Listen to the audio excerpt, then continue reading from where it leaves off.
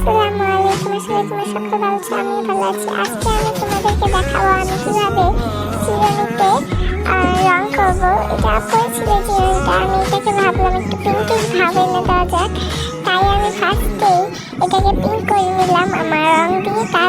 এরপর আমি কিছু পিঙ্ক কালার ফ্লাওয়ার আঁকলাম। এই ফ্লাওয়ারের নাম অবশ্য অবশ্য আমি সেরকম ভালো ফ্লাওয়ার আঁকতে পারি না, তবে যেটুকু পারি ততটুকুই তোমাদের দেখানোর চেষ্টা করেছি।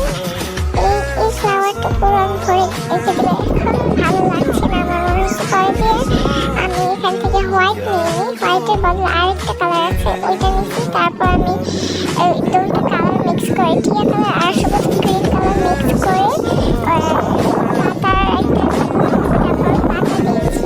ফার্স্টে একটা লতা এরপর পাতা দিচ্ছি, তারপর তোমাদেরকে ভালো করে দেখিয়ে দিলাম।